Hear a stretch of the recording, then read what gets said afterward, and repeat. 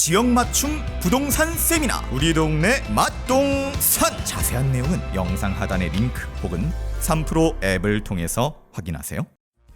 아침의 시작을 알리는 글로벌 주식 라이브 월스트리트 모닝 브리핑 12월 7일 목요일 방송 시작하겠습니다. 여러분 안녕하세요. 여도은입니다. 자, 오늘은 찬 아범 우리 또 늘 함께 응원해 주시는 애청자시죠. 1등을 하셨다고 올려주셨고, 오늘 또 새롭게 처음 인사하시는 분도 계시네요. 데니스 님도 있고, 우리 주주님들 화이팅입니다 하고 또 인사해 주시는 분도 계시고, 모두들 다들 서로서로 좋은 아침 이렇게 딱 외치면서 함께 좋은 아침을 맞이하고 계신 거죠. 오늘도 어제보다 살짝 아침이 춥더라고요. 그래서 여러분들 이제 오늘은 어제 좀 따뜻했으니까 한번 얇게 입어볼까 싶으셨던 분들은 다시 한번 겨울이라는 것을 망각하지 마시고요. 따뜻하게 챙겨 입으시길 바랍니다. 저는 오늘 아침에 뉴욕 시장 이렇게 흐름을 쭉 밤새 흐름을 쭉 보면서 장중에 하락 전환을 했어요. 그래서 약간 이제 2% 부족하구나 하면서 과거에 여러분 2% 부족할 때 음료 기억하세요? 네. 정우성 씨가 가란 말이야 막 이렇게 널 만나고 되는 게 하나도 없어 뭐 이러면서 소리 질렀던 그 광고가 갑자기 생각이 나면서 혼자 또 추억에 잠겨서 아침에 요거 우리 시청자분들 기억하시나 한번 여쭤봐야지 하면서 출근을 했습니다. 기억하시죠? 시장이 지금 뭔가를 찾고 있는 것 같아요. 뭐 없을까? 조금 상승의 촉매제가 될 거 뭐 없을까? 이런 것들을 찾고 있는데, 밤사이 발표됐었던 뭐 민간 고용이나 이런 기업들의 개별적인 이슈들은 시장을 또 국채 금리를 뭔가 좀 진정시키게 영향을 미치기도 하는데, 이게 워낙에 또 국채 금리가 최근에 가파르게 하락하다 보니까 좀 제한적인 그런 상황이 연출되고 있지 않을까.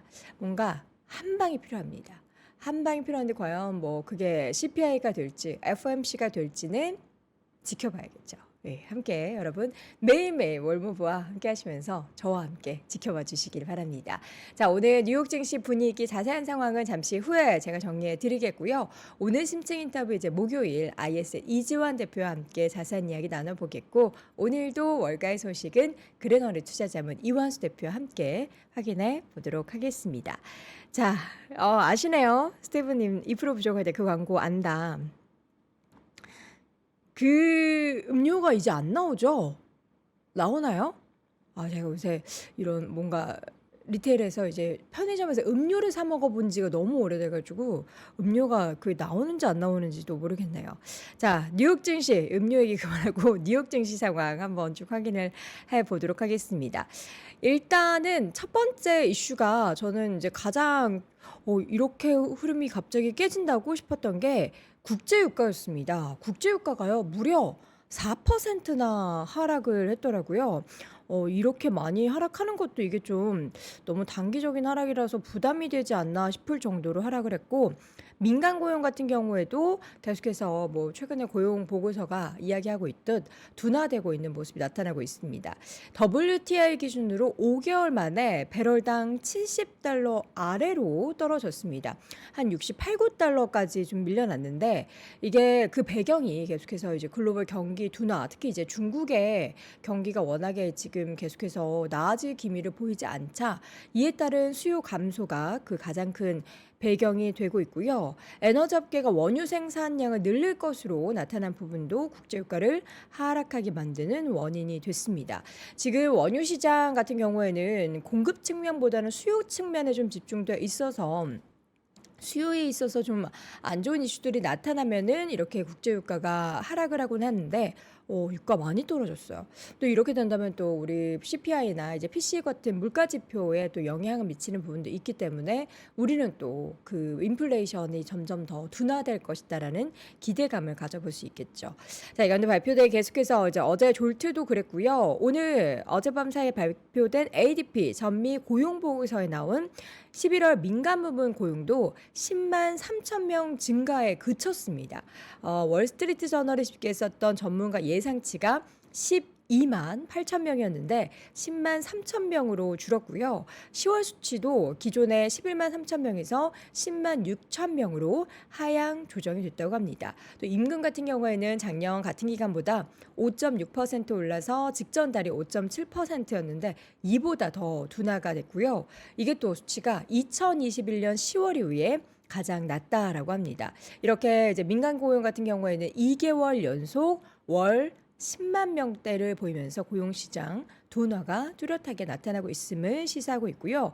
국제금리 같은 경우에는 이제 혼주세를 조금 보였는데 10년물은 그럼에도 불구하고 4.1에서 등락을 보였고요. 2년물이 뭐 장중에 좀 오르긴 했지만 그래도 4.5%대에서 등락을 보이는 모습이었습니다. 자, 이거 근데 장 초반에는 업종이 전반적으로 다 오르는 모습을 보였는데요.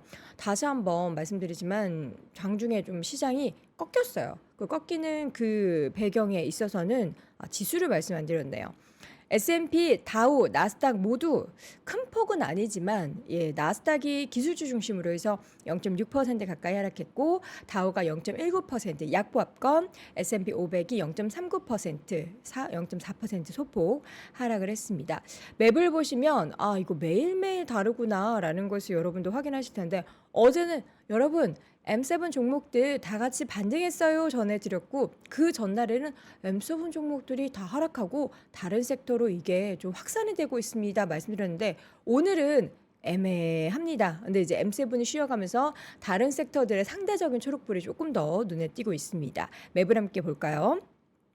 국제유가 하락 가운데 에너지주는 당연히 전체적으로 좀 하락을 보였죠. 근데 뭐 유가 4% 하락에 비해서 개별적인 종목들의 하락은 어떻게 보면 상대적으로 좀 덜 빠졌다라고 볼 수 있겠는데 엑스모빌 1%, 쉐보론 0.23%, 코노코필립스 2%대 하락 보였고요. 옥시덴탈 페트롤리움도 함께 1%대 하락을 보였습니다. 그리고 이제 빅테크 종목들 마이크로소프트 그리고 그 바로 옆에 있는 오라클 주가가 좀 하락폭이 컸죠. 2%대 하락 보였고요. 그리고 마이크로소프트도 1%. 어제 그리고 시총 다시 한번 3조 달러 재돌파한 애플의 주가가 0.57% 다시 좀 쉬어가는 모습 보였고 반도체주도 일부 뭐 온세미컨덕터 등은 조금 오르긴 했는데 다른 엔비디아가 다시 한번 어제 상승을 뒤로하고 하락 전환을 했습니다. 어제 상승분을 모두 다시 반납하면서 2%대 하락한 455달러 선까지 밀렸고요. AMD, 인텔의 주가도 각각 1%대 하락을 했습니다. 아마존의 주가도 1.6% 하락, 그리고 테슬라 같은 경우에는 0.27% 강세를 보였는데 테슬라가 과연 이번 사이버트럭 출시하고 나서 그리고 미국에서 그 가격 할인을 연말에 하고 나서 어떤 흐름이 보이게 될지가 가장 또 주목되는 원인 중에 하나고 지금 소형차 모델 2를 생산한다라는 소식이 전해지고 있죠. 그 이제 소형차에 대한 기대감, 그러니까 이 소형차가 나오게 되면은 점점 더 테슬라의 그 입지를 더 넓힐 수 있는 그런 뭔가 테슬라 생태계를 더 구축할 수 있는 그런 기대감을 갖고 있는데 소형차 모델 2 빠르면 내년에 출시할 수 있을 것이다라고 하면서 더 많은 전기차 수요를 일으키기 위해서 소형차 시장에 진출하겠다라는 계획을 발표를 하는 상황 속에서 주가는 빅테크 M7 종목 중에서는 그나마 소폭 오르는 모습을 보였습니다. 자, 그리고 금융주 쪽이 계속 안 좋은 것 같아요. 뭐 시티그룹은 올랐지만 전체적으로 좀 빨간불 들어오는 종목들도 많았고요. 헬스케어 섹터도 혼조, 또 필수 소비적 쪽도 뭐 혼조, 그러니까 월마트는 하락했지만 또 코스트코는 버텨내는 모습들이 나타나고 있습니다. 자, 개별 종목들 하나씩 좀 확인을 해 보겠습니다. 일단은 지금 종목 중에서 쇼피파이, 여러분 제가 쇼피파이 예전에 이제 이항영 위원님과 함께 자주 언급했던 기업이에요. 그러니까 그 우리나라 카페24 같은 그런 플랫폼이라고 볼 수 있겠는데 어제도 카페24가 많이 오르긴 했는데 그 투자자의 날을 가졌는데 그 이후에 주가가 5% 가까이 하락을 했습니다. 이유는 구체적인 장기 지침에 대해서 시장인 실망감을 좀 갖게 된 건데요. 올해 같은 경우에는 주가도 많이 올랐고 또 실적도 좋았습니다. 그러나 내년도는 잠재적인 좀 하락세를 예측을 하면서 주가는 아쉽게도 5% 가까이 하락을 했고요. 캠베스프 같은 경우에는 주가가 7% 급등을 했는데 이게 또 어떻게 미국의 굉장히 일상적인 우리가 이제 아침마다 먹게 되는 그런 음식 중에 하나죠. 1분기 수익의 추정치가 1분기 실적이 추정치를 상회한 이후에 주가는 강세를 보였습니다. 주당 91센트 조정된 수익을 발표를 했고요. 지금 주당 88센트를 예상을 했는데 앞자리가 9였죠. 그리고 매출 같은 경우에는 아니네요. 인라인. 비트와 인라인의 차이는 알고 계시죠? 비트는 상회한 거고 인라인은 부합. 25억 2천만 달러로 추정치와 일치하게 발표가 되면서 주가가 7%대 올랐습니다. 자, 그리고 플러그 파워 같은 경우에는 모건 스탠리가 투자 의견을 동일 비중에서 비중 축소로 등급을 하향 조정하면서 거의 6%대 주가가 하락을 했는데 지금 녹색 수소 시설과 관련한 운영상의 어려움을 고려했을 때 지금 비즈니스 모델 자체가 조금 위험에 빠져 있다라고 이야기를 했고요. 목표 주가도 주당 3달러 50센트로 낮췄습니다. 자, 그리고 이제 미국 동부에서 또 유명하도 우리나라에서도 요거 이제 몇 년 전에 들어갔죠. 쉑쉑 버거. 레이먼드 제임스에서 투자 의견은 우수한 실적에서 강력한 매수로 상향 조정하고 나서 주가는 2% 가까이 올랐습니다. 그 회사가 여전히 마진 개선을 계속해서 추진을 하고 있고 또 개발 비용을 낮추는데 집중을 하고 있는 부분 그리고 앞으로 계속해서 트래픽을 자극할 수 있는 그러니까 더 많은 매출을 불러일으키는 손님을 끌어올 수 있는 그런 기회를 엿볼 수 있다. 내년에 대한 기대감이 있다라고 투자 의견은 상향 조정을 하면서 주가는 2% 올랐고요. 로빈훗 요새 뭐 로빈훗 언급 잘 안 했던 것 같은데 미지오에서 이 긍정적인 이야기를 하면서 주가가 7% 가까이 상승을 했습니다. 암호화폐 관련한 부분도 기대가 되고 또 이 경영진 같은 경우에도 점유율을 확보하는데 계속해서 노력을 하고 있고 낙관적인 전망을 한다라는 것이 배경이 됐는데요.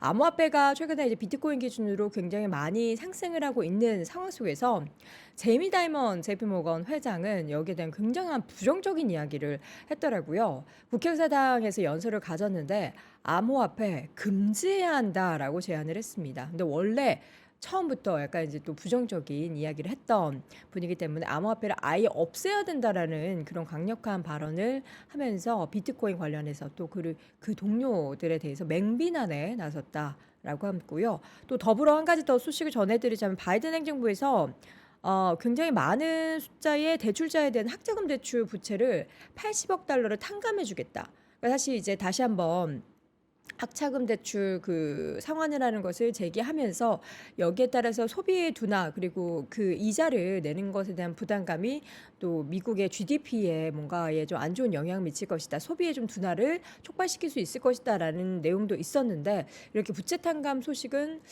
뭐 포퓰리즘에 입각한 그런 정책이 될 수 있지만 다시 한번 미국의 뭔가 경기에 대한 우려를 조금은 다시 끌어올릴 수 있을 만한 소식이 될 것 같다라는 그런 기대감도 있는 상황입니다. 자, 뉴욕 증시는 이렇게 해서 좀 숨고르기 국면에 접어들었습니다. 뭐 통계도 저희가 지난주에 보여드리긴 했지만 12월 주를 나누자면 1, 2주는 조금 쉬어가도 연말 3, 4주는 또 올라간다고 하는데 지금이 그 쉬어가는 주인지는 저도 궁금한데요. 잠시 이어지는 심층 인터뷰 ISN 이지원 대표와 함께 또 향후 시장 흐름을 점검해 보시길 바랍니다.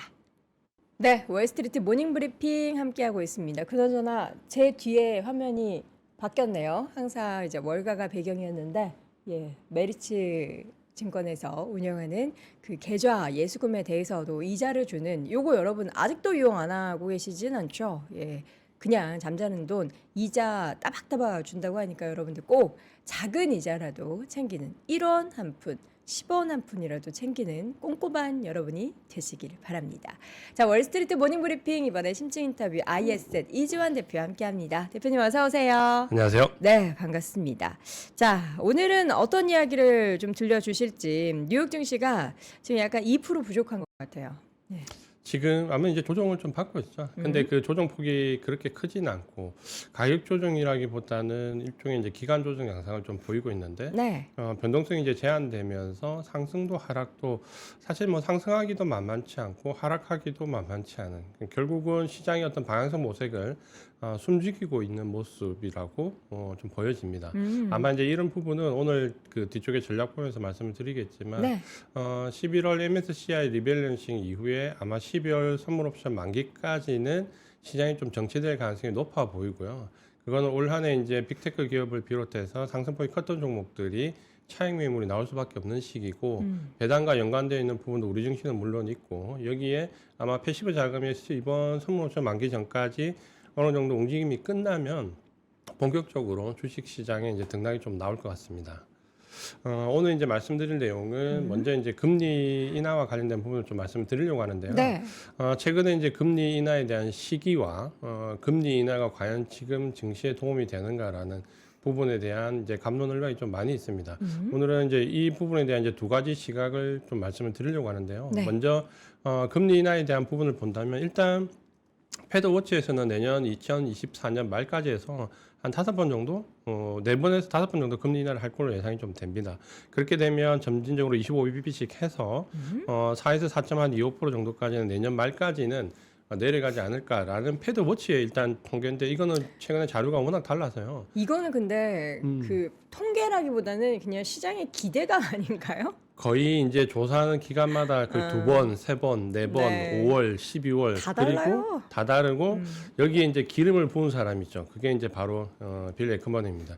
이분이 내년 1분기라고 얘기를 했죠. 내년 1분기에 가장 이제 빠른 금리 인하가 단행될 가능성이 높다라고 얘기를 했는데 관련한 베팅을 해놨나 봐요, 강하게. 그러니까 이제 이분의 말이 요즘엔 항상 우리가 주식시장을 보면 그 시기에 가장 영향력이 있는 분이 있잖아요. 그러니까 최근에는 이 채권 금리와 관련된 부분에서는 어쨌든 이 빌 에크먼이 가장 고점의 매도를 했고 투기적 거래에서 어떻게 보면 가장 성공적으로 지금 거래를 했기 때문에 최근에 이제 입김이 가장 세신 분 중에 한 분인데 이분이 이제 내년 1분기 내라고 좀 강경한 발언을 했죠. 그러다 보니까 이 금리 인하에 대한 이제 불을 좀 지폈고 CME 선물에서는 내년 5월 최초 금리 인하 가능성을 한 절반 정도 보고 있습니다. 그러니까 이렇게 본다면 결국은 이제 금리 인하가 어떤 기대감에서 내년에 이제 어느 정도 현실적인 부분으로 다가올 것이냐라는 부분에 이제는 어느 정도 시장이 주목을 하고 있는데요. 저는 이제 두 가지 시각을 좀 말씀드리고 싶습니다. 네. 그러니까 첫 번째는 우리가 전통적으로 금리 인하와 관련된 부분을 본다면 사실 이 금리 인하는 어떻게 증시에 우리가 반영되는 정도를 본다면 항상 인하되기 전에 기대감으로 증시가 반응을 하지만 막상 금리가 인하됐을 때는 사실 주가 흐름이 그렇게 양호하진 않았습니다. 물론 상승한 적도 있고 하락하는 적도 있지만 사실 2000년대 이후로 본다면 주가가 오히려 조정을 받았던 적이 많았죠. 이유는 보통 이제 금리 인하가 결국은 지금 상황에서 보면 최초 금리 인하는 이전의 사례를 본다면 한 분기 정도는 상당한 그 경기에 어떤 충격적인 사건들이 좀 들어와야 되거든요. 네. 지표가 한 분기 정도 굉장히 안 좋게 나온다든지 경기 관련되어 있는 동행성 지표들이 한 분기 정도 무너진다든지 그러니까 이런 어떤 충격적인 사건이 들어왔을 때 보통 패드가 금리 인하 최초에 나섰습니다. 그렇게 본다면 전통적인 시각에서 본다면 결국은 이런 경기의 어떤 한 분기 정도의 충격이 들어와야지만 금리 인하가 되는데 실제로 우리가 한 분기 정도 경기와 관련된 부분에서 충격을 받으면 사실 주가는 좋은 흐름이 아니었습니다. 그러니까 결국 금리 인하에 대한 기대감으로 증시가 상승을 했지만 막상 이런 충격에 의해서 금리가 인하되는 시점에 들어가면 오히려 주가는 그때부터 하락했던 경우도 많거든요. 그러니까 이거를 우리가 전통적인 시각에서 보면 그래서 최근에 과연 금리 인하 조기에 하는 게 증시만 놓고 본다면 득이 되겠느냐라는 부분도 사실은 나옵니다. 좀 나중에 하는 게 오히려 좋겠네요. 기대를 막 하면서 증시가 쫙 올랐다가 우리가 다 이제 배부르다 이렇게 수익 다 누리면은 그때 금리 인하하는 게 오히려 좋다. 그래서 그 과거의 데이터를 보면 금리 동결 기간이 길었을 때가 네, 시장이. 사실은 시장이 좋았습니다. 그래서 평균적으로 금리 동결 시기가 뭐 보통 한 12개월에서 18개월 사일 정도 오는데 오히려 이 금리 동결 시기가 길었을 때 물론 이제 그 가는 종목과 가지 않는 종목의 차별화는 되지만 오히려 가는 종목들은 이 금리 동결 시기에 주가가 급등했던 경우가 많았습니다. 그러니까 이게 이제 그 전통적인 시각이고요. 그다음 이제 두 번째 말씀드리고 싶은 것은 요건 이제 전통적인 시각에서 좀 벗어난 부분입니다. 그러니까 이게 지금 팬데믹이라는 특수한 상황에서 본다면 금리 인하가 나쁠 게 없다라는 관측도 나올 수 있는데, 그러니까 이걸 본다면 사실 우리가 금리 인상이 지금 가파르게 작년 올 한 해 진행됐던 부분에서 본다면 네. 사실 뭐 경기가 활황으로 가거나 오버슈팅으로 가고 고용이 가열되는 상태에서 나왔던 금리 인상은 아니거든요. 이건 어떻게 보면 팬데믹이라는 특수한 상황에서 그쵸. 공급망이 교란된 상태에서 셧다운 상황, 그러니까 여기에서 발생되는 인플레이션 때문에 금리 인상이 과도하게 들어왔거든요. 그렇게 본다면 어떤 경기가 활황으로 가서 그 금리 인상을 했던 부분이 아니라면 이 공급망 교란 상태가 정상적으로 복원이 되었다라고 하면 금리는 인하하는 게 맞다라는 논리도 있습니다. 그러니까 지금 현재 지난달에 우리가 공급망 지수를 보면 팬데믹 이후에 최저치가 나왔거든요. 네. 그렇게 본다면 이제 공급망 교란 자체가 인플레이션을 야기할 가능성은 없다라고 본다면 금리는 인하하는 게 맞다라는 팬데믹 이후에 특수한 상황에서의 금리 인하론이 있습니다. 그러니까 만약에 이렇게 된다면 빌 에크먼이 주장했던 대로 내년 1월에 금리 인하도 사실은 가능합니다. 이게 왜 가능하냐면 우리가 이전에 이런 특수한 상황을 몇 번 겪었는데 대표적인 예가 90년대 후반에 우리가 겪었던 그 닷컴 버블 때 아주 특수한 상황에서 경기가 침체에 들어갈 위험이 좀 커졌을 때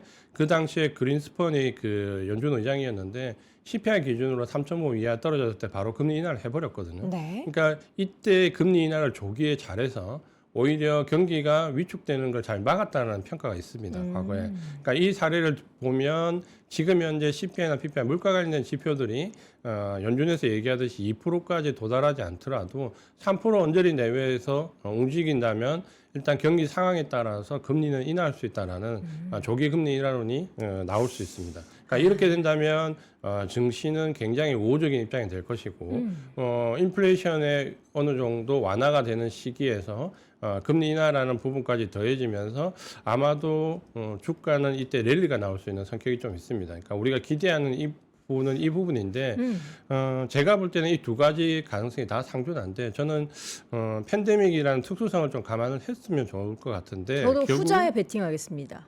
후자에 베팅하시고 네. 있어요? 사실 저도 네. 그 계속해서 우리가 장당히 금리 역전차 날 때부터 이거는 팬데믹 이후에 특수한 상황이라는 부분을 고려를 그쵸. 해야 된다는 걸 강조를 드렸는데 결국은 여기에 대한 판단은 그 패드가 할 거고 결국은 파월 의장이 하겠죠. 근데 파월 의장이 저는 그 이런 선택을 할 가능성이 있다라고 봅니다. 그러니까 이분의 기질적인 부분을 봤을 때 이분의 어떤 그 개인적인 성향까지 포함해서 본다면 이분은 한 내년 1월, 2월, 3월 지난 이후에 이런 판단을 조금 할 개연성도 있다라고 보여지고 그거는 어떻게 보면 팬데믹이라는 거는 우리가 그 올 한 해도 마찬가지인데 어떻게 보면 사실 올 한 해만 놓고 본다면 그 글로벌하게 애널리스트의 예측이 상당히 많이 빗나갔거든요. 그쵸. 그러니까 올 작년 연말 올 초까지만 하더라도 연말 랠리가 없을 때 그 올 1월 달 급격하게 경기 침체론이 부각되면서 올 한해 굉장히 어려울 것이다 했는데 그 예측이 연말까지 계속해서 우려감으로 왔는데 실제로 우려했던 것 부분에 비해서 막상 뚜껑을 열어보면 생각보다 나쁘지 않은 상황이 계속 좀 지속되었거든요. 그러니까 이런 부분이 어떻게 보면 반복되면서 1분기, 2분기, 3분기까지 넘어왔는데 네. 이제 그렇게 놓고 본다면 우리가 지나서 생각해 보면 아마 저는 이 시기를 전통적인 시각에서 보다가 팬데믹 이후의 특수성을 좀 놓쳤다라는 부분을 좀 강조를 드리고 싶습니다. 결국은 우리가 장당히 금리 역전차 났을 때부터 이 상황이 과거에 전통적으로 그 금리 역전차가 났던 상황과는 상당히 달랐고 인플레이션이 야기됐던 부분이 어떤 경기의 화랑, 고용의 오버슈팅 이런 부분이 아니라 공급망 교란에서 왔다라는 부분을 좀 본다면 이 부분이 정상화되는 과정에서도 좀 특수한 상황이 고려가 되어야 되지 않을까 이렇게 생각을 하고 있습니다. 네. 대표님, 너무 어렵게 얘기하시는 거 아닙니까?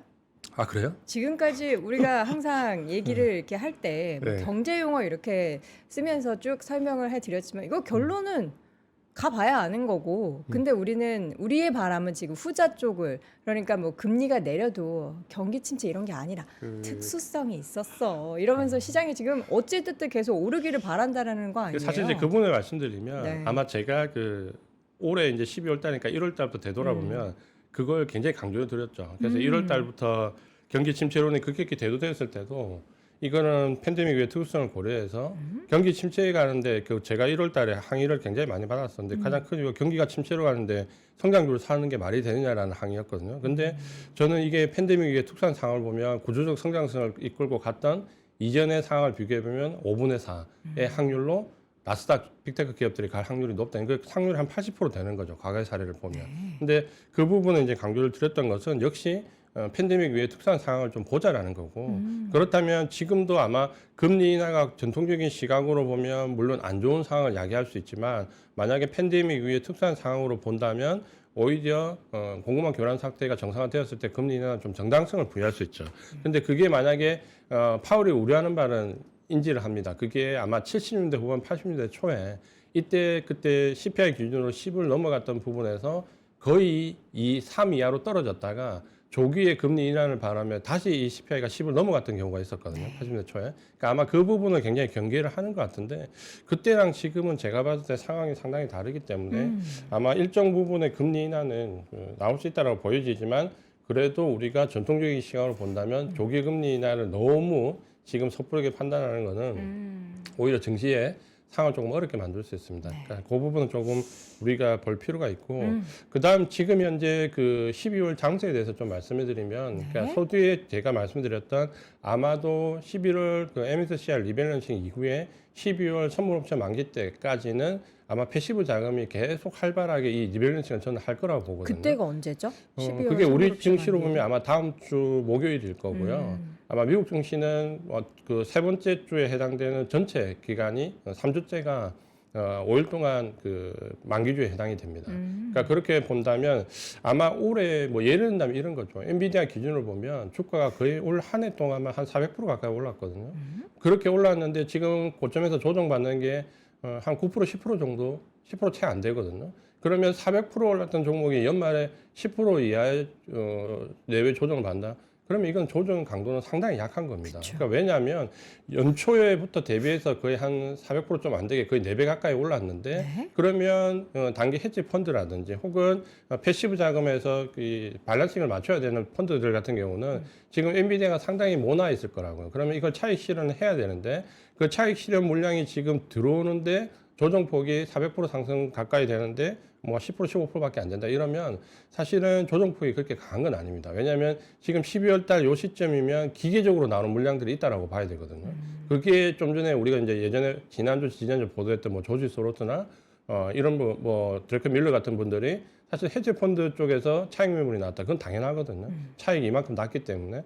그러면 그 조정 강도를 본다면 지금 그 빅테크 기업들이 받는 조정에서 오히려 제가 볼 때 물론 단기적인 트레이딩 관점에서는 차익 실현이 맞지만 장기적인 관점에서 본다면 이건 좀 기회가 됩니다. 그러니까 이 부분을 좀 강조를 드리고 싶은데 그래서 지금 그 여러 가지 경기에 대한 시그널인데 이 차트를 잠깐 하나 보면 지금 빨간 요 차트가 제조 PMI에서 신규 주문하고 재고 관련되어 있는 비율이거든요. 그러니까 우리가 재고가 줄어드는 건 하긴 했는데 문제는 신규 주문이 그만큼 늘지 않아서 실제로 ISM 제조업 지표가 반등하지 않을 것이다라는 얘기를 상당히 많이 했었습니다. 근데 지금은 이제 신규 주문과 재고 비율을 보면 최근에 이제 0을 좀 넘어가거든요. 그러니까 요게 이제 주문이 그 재고가 줄어드는 것뿐 아니라 이제 신규 주문도 조금씩 늘어난다라고 본다면 이제 저점을 통과하고 있다는 거예요. 여기가 뭐 저점이야 이렇게 딱 끊어서 말하기는 어렵겠지만 지금 정도가 제조업 경기가 어느 정도 저점을 통과하고 있다라는 관점은 제가 볼 때 좀 유효해 보입니다. 그러니까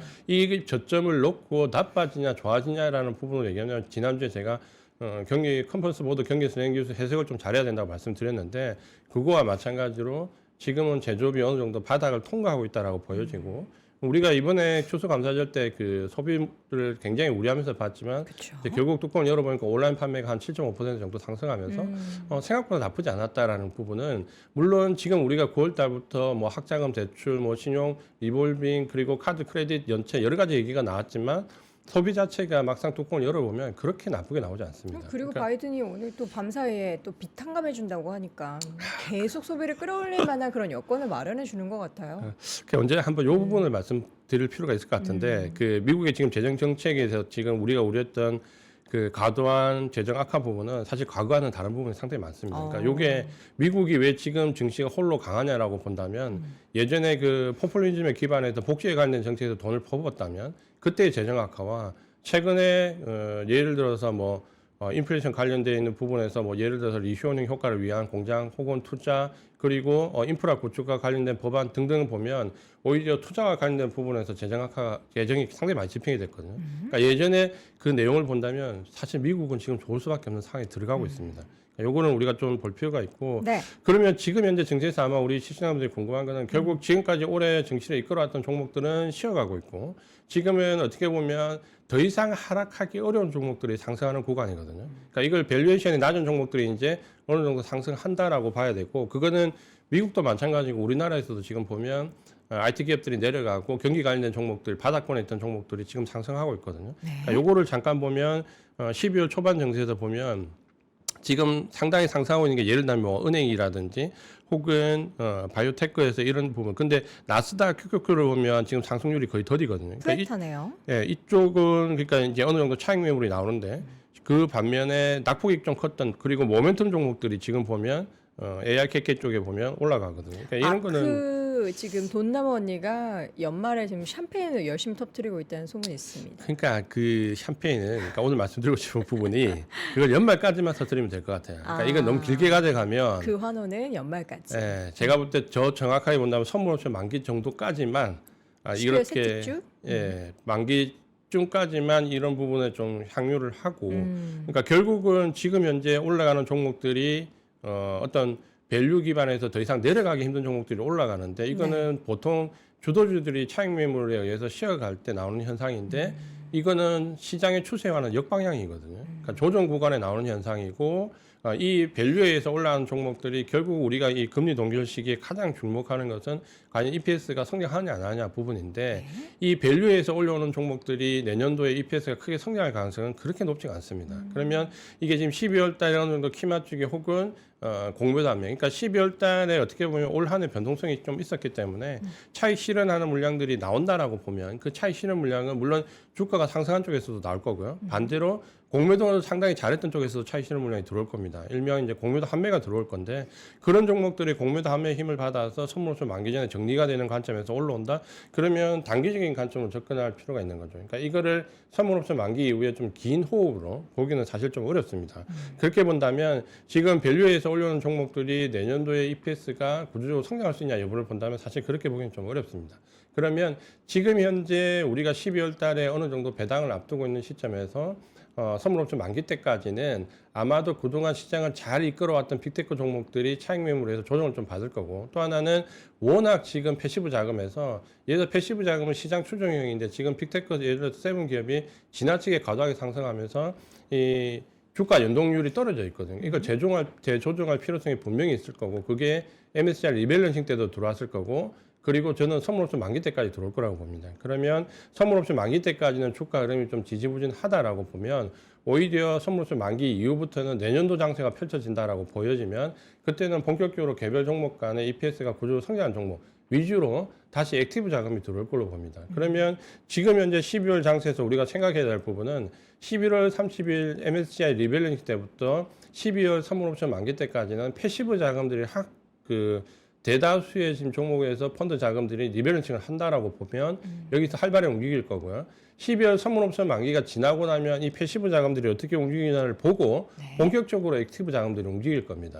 그러면 선물옵션 만기 이후에 액티브 자금이 움직일 때 실제 수급을 받는 종목이 주도주일 가능성이 상당히 높습니다. 그러니까 그 섹터나 종목에 대한 판단은 선물옵션 만기 이후에 액티브 자금들이 어디에 돈이 몰리는지 그리고 실제로 지역별로 봤을 때 우리가 뭐 중국, 미국, 한국, 대만, 뭐 유럽 등의 어느 쪽으로 돈이 몰리는지 12월 선물옵션 만기 이후에 본격적으로 그 부분을 평가를 해야 된다. 이렇게 말씀을 드리고 그 구조적으로 성장성이 나오는 종목은 계속 강조드렸지만 내년도 EPS 성장률을 보면 역시 IT, 커뮤니케이션, 경기 소비재, 헬스케어 이 4개 섹터를 집중적으로 봐야 되고 이거는 금리 동결 시기에 공통된 상황입니다. 그러니까 금리가 인하되기 전까지는 이 섹터들에서 EPS 상승한 종목들 위주로 포커스를 맞추되 지금은 그 종목들이 대다수가 조정을 받고 있기 때문에 선물옵션 만기 이후에 실제적으로 수급을 판단하는 게 중요하다.